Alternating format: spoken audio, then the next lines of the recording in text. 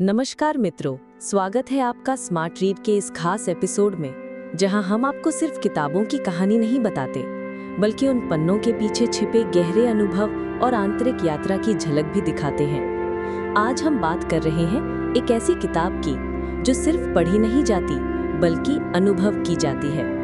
ओशो की योग आत्मा का विज्ञान, एक ऐसी रचना जो योग को आसनों और श्वास तक सीमित नहीं रखती, बल्कि आत्मा तक पहुंचने का मार्ग बनाती है।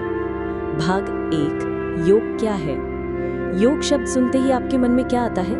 कुछ लोग सोचते हैं शरीर को मोड़ने की कसरत, कुछ के लिए योग मतलब सुबह सुबह ध्यान और प्राणायाम।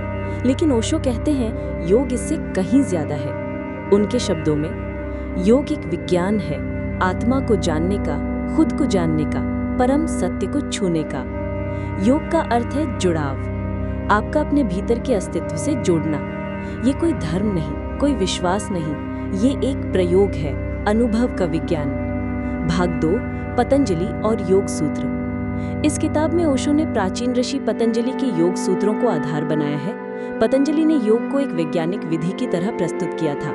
उनका पहला सूत्र है योगस् चित्त वृत्ति निरोधः, अर्थात योग वो स्थिति है जब मन की सारी तरंगें शांत हो जाती हैं। ओशो इसे समझाते हुए कहते हैं, जब मन शांत होता है तब हम अपनी असली आत्मा को देख पाते हैं। इस किताब में ओशो ने हर सूत्र को केवल शब्दों में नहीं, बल्कि जीवन में उतारने की दृष्टि से समझाया है। भाग 3, अष्टांग योग, आत्मा की सीढ़ियां। पतंजलि ने योग की यात्रा को 8 चरणों में बांटा है। ओशो इन सभी चरणों की आधुनिक, गहन और व्यावहारिक व्याख्या करते हैं। यम, ईमानदारी, अहिंसा और ब्रह्मचर्य। नियम, शुद्धता, संतोष और स्वाध्याय। आसन, शरीर को सहज स्थिति में लाना। प्राणायाम, श्वास के माध्यम से ऊर्जा को नियंत्रित करना।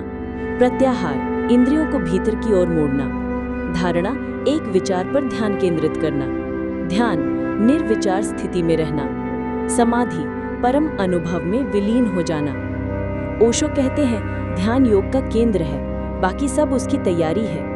ये सीढ़ियां हमें बाहर की दुनिया से भीतर की ओर ले जाती हैं। भाग 5, ध्यान योग का हृदय। ध्यान क्या है? क्या ये किसी गुफा में बैठ जाना है? क्या ये विचारों से लड़ना है? नहीं, ओशो कहते हैं ध्यान का अर्थ है जो भी हो रहा है उसे पूरी जागरूकता से देखना। ध्यान कोई अभ्यास नहीं, ये एक जीवन का तरीका है। जब आप खाना खाते हैं तो केवल खाइए, जब आप चल रहे हैं तो केवल चलिए, जब आप सुन रहे हैं तो पूरा मन लगाकर सुनिए। यही है ध्यान।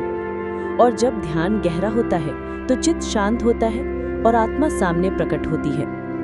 भाग 6, अध्यात्म और विज्ञान का संगम। ओशो इस किताब में बताते हैं कि योग केवल आस्था का मामला नहीं है, बल्कि ये उतना ही वैज्ञानिक है जितना कि भौतिक विज्ञान। ध्यान एक प्रयोग है, जैसे प्रयोगशाला में वैज्ञानिक करता है, वैसे ही ध्यान प्रयोग है स्वयं के भीतर।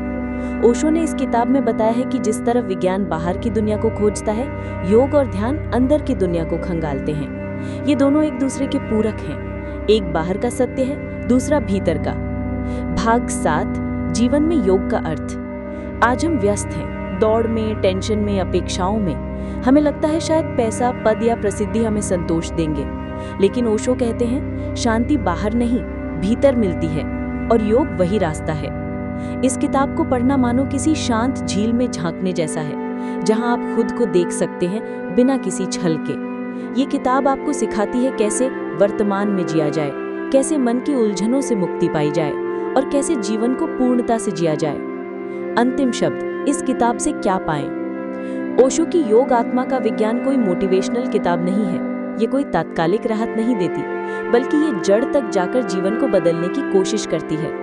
ये किताब सिखाती है खुद से कैसे जुड़ें, ध्यान को जीवन में कैसे उतारें, शांति को कैसे महसूस करें और अंततः आत्मा को कैसे पहचानें। अगर आप वाकई अपने जीवन में सच्ची शांति, ध्यान और आत्मा की अनुभूति पाना चाहते हैं, तो ये किताब आपकी यात्रा का पहला कदम हो सकती है। आउट्रो, स्मार्ट रीड संदेश। अगर आपको ये विचार प्रेरणादायक लगे तो इस वीडियो को लाइक करें, शेयर करें और स्मार्ट रीड को सब्सक्राइब करना न भूलें।